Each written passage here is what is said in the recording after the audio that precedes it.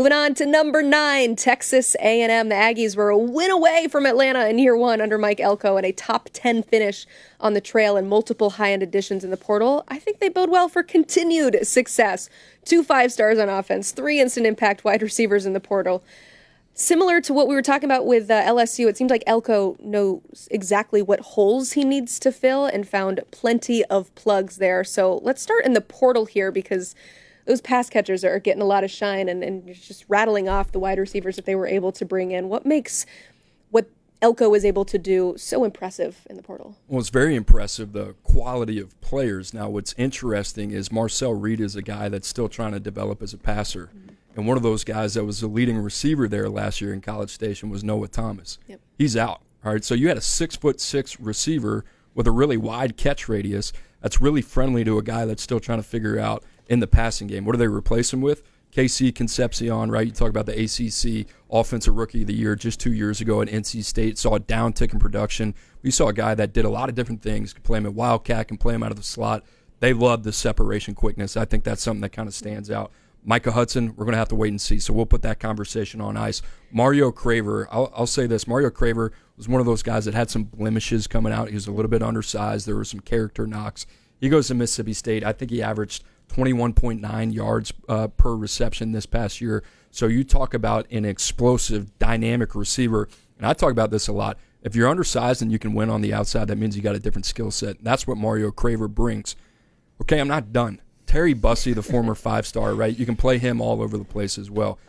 And then Jerome Miles was another guy, barely available throughout his high school career. But when he was right, and I'll just preface this in my own personal opinion, I don't think Drew's too far off. When Jerome Miles is healthy, I think you can make a pretty easy conversation that he's probably the best receiver in the country this past year. Out of Corner Canyon, Utah, 6'3", over 200 pounds. The way that he runs, what he does with the ball in his hands, best on best competition. We saw him against IMG, the type of game that he had up there in Utah. The problem is 2 season-ending injuries the last 2 seasons, so that's a big question mark as well. So I love what they've done. It's a plethora of talent when you're really trying to figure out, we talked about Notre Dame, we talked about Riley Leonard, we talked about how they surrounded him. They had a great offensive line, they had a really good tight end room, and they had a dynamic running back in Jeremiah Love.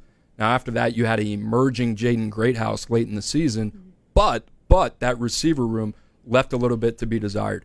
A&M says, not so fast. If we can't get over the hump offensively, it's not going to be because of lack of talent. The other reason I like this, you got to find out if Marcel Reed is the guy. And listen, you got Reuben Owens, a former 5-star, Le'Veon Moss coming back. They got a lot of talent.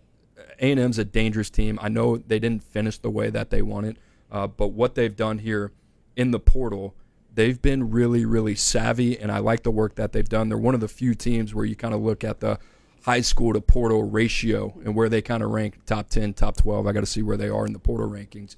They've done a really good job, so they deserve a ton of credit. Connor Wigman is off to Houston, so it is officially the Marcel Reed era. You mentioned Notre Dame. Notre Dame and Penn State fans that are wondering, where are wide receivers in the portal? It's because A&M. A&M took them all. Took all of them. Hey, you didn't even talk about Tristan Norman. That's your guy. I knew I forgot about something. And by the way, let me say this.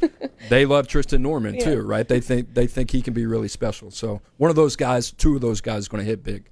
Texas A&M last season, 49th in total offense. I mean, I think they're going to be much better there. I think so. In addition to all of the wide receivers you brought up and the 2 running backs, all 5 offensive linemen are back for Texas A&M. And you mentioned that marriage between the portal and the high school rankings.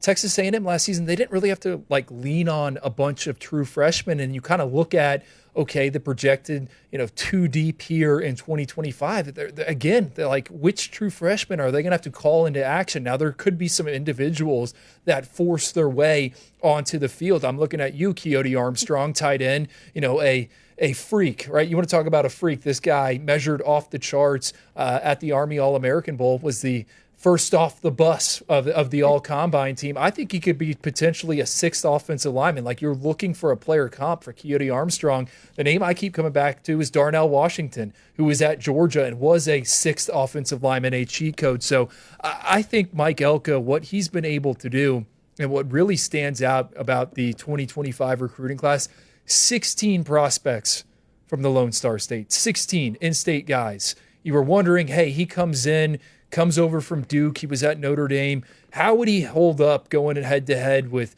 Texas and Oklahoma, all these states that want to, or programs that want to recruit the Lone Star State?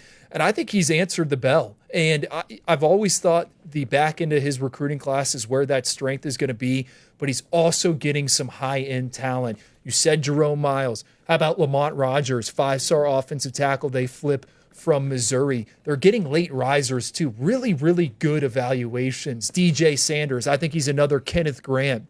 They get him. Chase Sims, one of the biggest risers in the final top 247 update.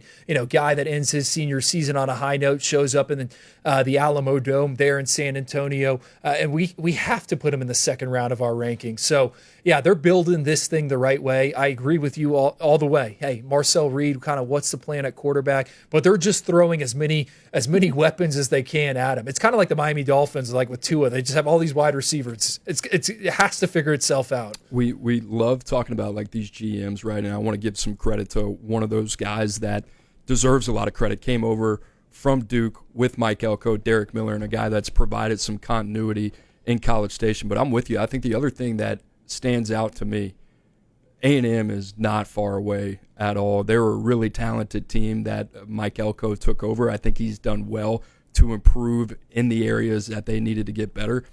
But going into 2026, where I think this roster is going to be ready, you mentioned the returning production that they have coming back in 25, gives all those young guys, all these guys that we're really excited about, time to develop. Go get the guy at quarterback, if it's not Marcel Reed, in an audition year that you say, you know what, is going to open the championship window for us for 2 years or 3 years, whether it's a young guy or whether it's a guy in the portal.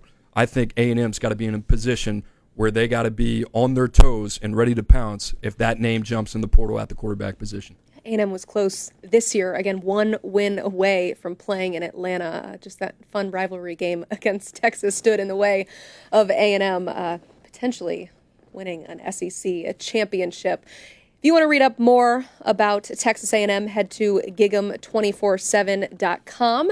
They have all the latest on Texas A&M recruiting and everything you need to know about their football program.